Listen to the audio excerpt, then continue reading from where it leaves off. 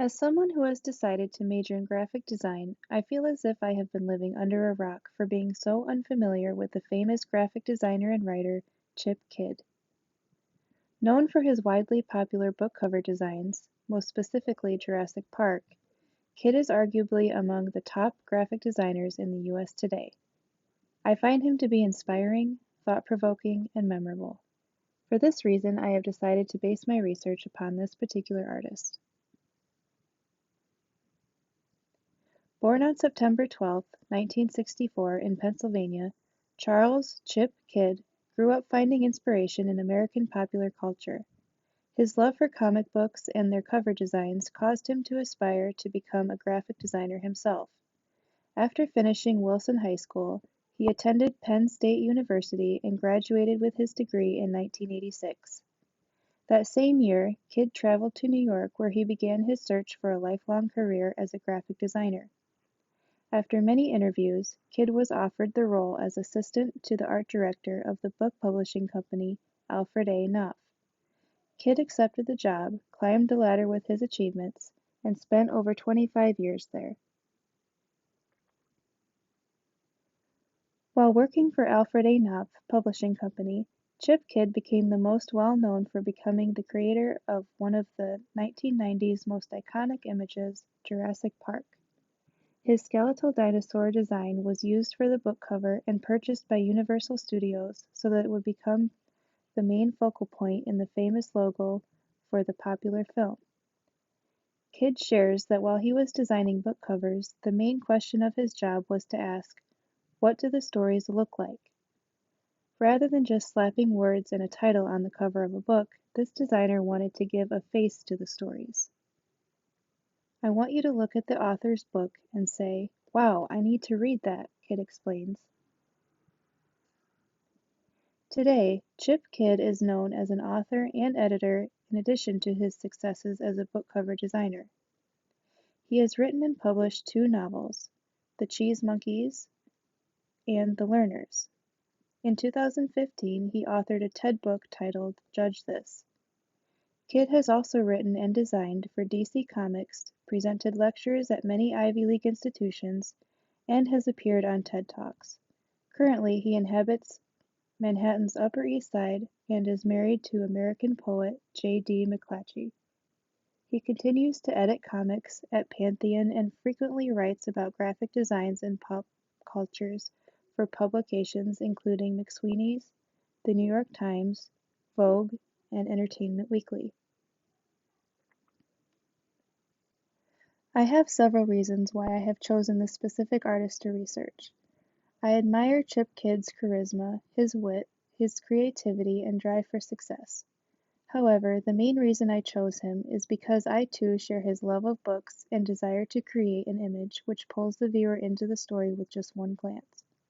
I can only imagine what becoming a well-known book cover designer would that I can only imagine that becoming a well-known book designer would be a fulfilling and exciting career.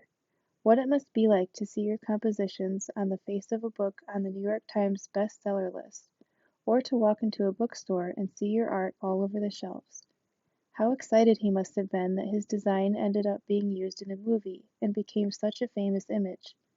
I could only dream for such successes, and for this reason, I aspire to think and design like Chip Kidd. As a student and an artist, I strive for success.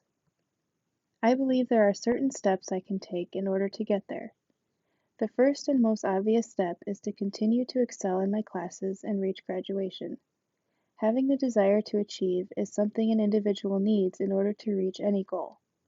While attending school, I think it would be beneficial for me to do freelance work on the side while building a portfolio.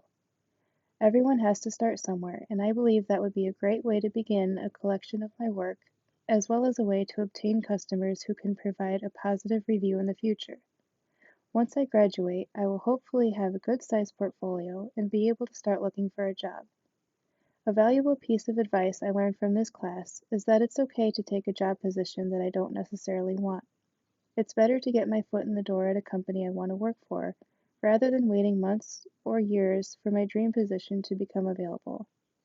I also learned in this class that the specific content is needed to be included in my portfolio.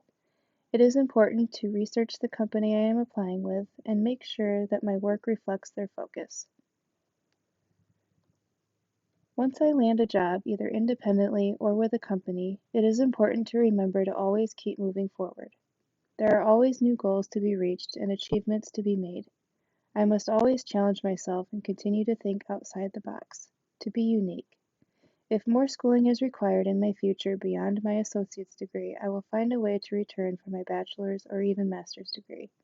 At this time, I am not sure what the future holds, but I can dream big dreams and take one step at a time to the road to success. Believing in yourself is key.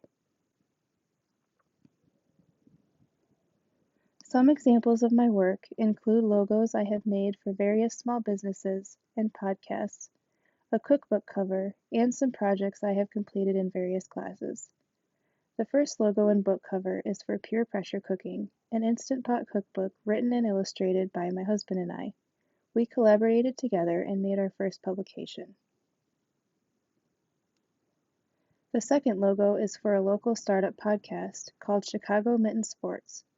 These were the first two logos I had created before I ever decided to start attending Kalamazoo Valley Community College in order to obtain a degree in graphic design.